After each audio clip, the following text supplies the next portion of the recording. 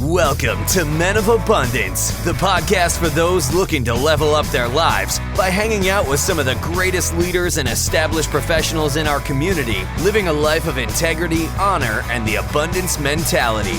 Prepare to pay it forward with your host, former Army medic turned lifestyle entrepreneur, Wally Carmichael.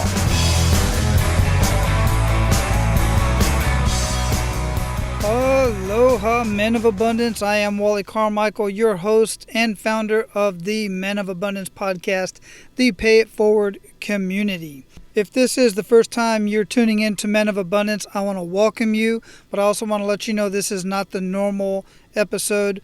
I would normally be interviewing another abundant leader, but today on Pay It Forward Aloha Friday, I generally go over some of the thoughts that I've had over the last week. And it just so happens that this episode goes hand in hand with episode 092 with Joel Boggess, where we talk about launching your life, business, relationships, or whatever it is that you have going on in life that you feel that you need to relaunch. So as you can see from the title of this episode, we're talking about quitting. Not really a relaunch, but specifically quitting and knowing when to quit and knowing why to quit. That's the important thing. And here's the thing, guys. I literally had a breakthrough this week as I was listening to one of the many podcasts that I listen to on a regular basis. This particular podcast is The Order of Man with Ryan Michler. Ryan was a guest of Men of Abundance on episode 078 just a few weeks ago. But this week on Ryan's podcast, Order of Man, episode 119, he had a guest on who was a Navy SEAL, and his name was Joost Janssen. In that conversation, Ryan and him got into a conversation about quitting, and he really put it into perspective. Let me tell you a quick story about myself and why this was a breakthrough for me. I don't know if you know this or not, but back in the early 90s, 92 to 94, I was in a unit called 3rd Special Operations Support Command in Panama, Central America, and we used to always go do these really cool missions, and it was kind of low-key. It wasn't like a Special Forces team or anything. It was really more on a support level. But even before I got to that organization, I had a strong desire to go be a Special Forces medic, an 18 Delta, wear the Green Beret, and I really, really wanted this. It was like at the forefront of my mind all the time. Even when I proposed to my wife, which is a whole different story, we may get into it another time. The bottom line is this: I wanted to make sure that she knew that she was getting involved with a guy who was going to be a Special Forces medic and travel the world and be gone most of the time. So I went to Special Forces Selection and Assessment. That is 21 days of hell. Literally getting maybe 4 hours of sleep a night. We were allotted 4 hours of sleep a night, but we really didn't get that much because we had to prepare for the next day.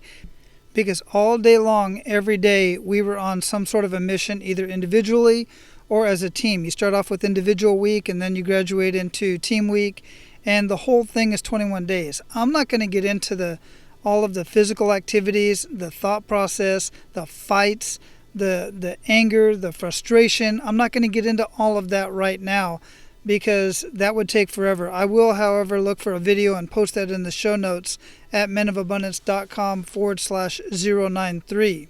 I will share this with you, though.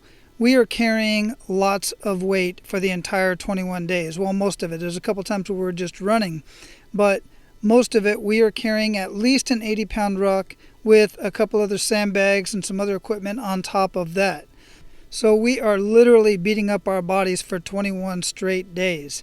And on the final event was a road march. And what they do is we started at midnight, and they basically weigh your rucksack, had to be at least 80 pounds, and they tell you to go. You have no idea how long the ruck march is, how long the walk is. You just start walking, and you don't stop. That was the final event. And it's estimated that we walked approximately 26, 28 miles, something like that. Well, like I said, it was midnight when I got started, and at about 2 o'clock, this flash of light just lights up the sky. And it wasn't because of anything outside, it was because of what was happening inside my body. All in a fraction of a second, I felt this excruciating pain from my right foot radiate up my leg and literally into my right testicle. I could feel the pain so excruciating. It even went into my back. And at the same time, a flash of light, because of the pain, just lit up the sky. I knew right then and there that I had literally busted my foot. I just didn't know exactly where. I felt it was in my fourth metatarsal, and it was from nothing more than just walking with all of the weight the entire 21 days and still carrying this ruck on my back. Even though I could literally feel the two ends of the bone where it broke rubbing together with every step, and I was walking in the sand, which further flexed my foot, I kept going because I saw the end in sight. Couldn't literally see it. It was still dark. Besides that, I had no idea how much further I had to go. But I kept going because I kept seeing my dream. I kept seeing that Green Beret. This was the last event to get through selection. Then I had to heal and go into training. Well, it ended up taking me just over 8 hours to complete that walk. As soon as I got showered up, I went to the hospital, got an x-ray, and the x-ray showed that my fourth metatarsal was 30% displaced, which means the ends of the bone where it was fractured at were not even lined up anymore. The good news is I got selected to go on and train to be an 18 Delta, a Special Forces medic, and I was super excited. So I went back to Panama, where I was stationed at, where I took about 3 months to heal up while I was waiting on my class date, and then started swimming to get back into shape. And by this time, my wife, who was pregnant the whole time I was at SFAS, gave birth to our first boy, and I couldn't be more excited. But again, at the same time, what was on my mind? Getting that Green Beret, going through school. I had 9 months of Special Forces medic training to get through in San Antonio, Texas. So my wife and I and our new baby boy moved to San Antonio. I start off with my training, and again, the thing that's on my mind more than anything is my training. Nothing else was on my mind, and I really was not being the husband or the father that I should have been, and I didn't even realize it. After the 9 months of very intense medical and trauma training for a field environment, I graduate and move on to Fort Bragg, North Carolina, again with my family, so that I can continue on with the Special Forces training. Only this time we weren't focused on medical stuff as much as we were focused on small unit tactics type of stuff, which is not what my forte was. I wasn't really good at it. So about 9 days into a 12-day field exercise where we're applying and learning all of these small unit tactics and exercises, I got pulled aside by one of the cadre, and they said, "Hey, look, we are going to recycle you because you're obviously learning as the day goes on. You're super motivated. You're keeping the team going, but you just don't have the skills we want you to have in the small unit tactics area. So we're going to recycle you back to the next class, and you're going to go through all of this portion again so that you can get it down just a little bit better." Well, here's the thing. Up to this point, I had been thinking about everything that was going on in my environment that I was in at the time. I'm thinking about my wife and kid, and I'm thinking, is this the lifestyle that I really want for my wife and kid, for my family as I'm building my family? I wanted this as a single man. I wanted to be a Green Beret as a single man. And I didn't consider what it would be like being a Green Beret, being a Special Forces medic as a married man. And it just didn't sit well with me at this point in time. But I'm not a quitter. I did not want to give up on my dreams and my goals of being an 18 Delta. So when that cadre pulled me aside and told me they were going to recycle me back, that was the time that I just clicked and I made the decision that, nope, this isn't for me. I'm going to move on. I'm going to take my losses. I got a hell of a lot of very intense trauma and medical training. I'll go back into the regular Army as a medic, super trained medic, and just continue on with my life. So that's what I told the cadre. I said, look, I'm not going to get recycled, but I'm not going to screw my team. We already lost 2 guys, and generally they're 12-man teams. And when you lose anybody, you got to continue on with the missions, continue carrying the same weight with less guys. So I said, I'm not going to screw my guys. I'm going to stick up for the next 3 or 4 days, however much longer we have.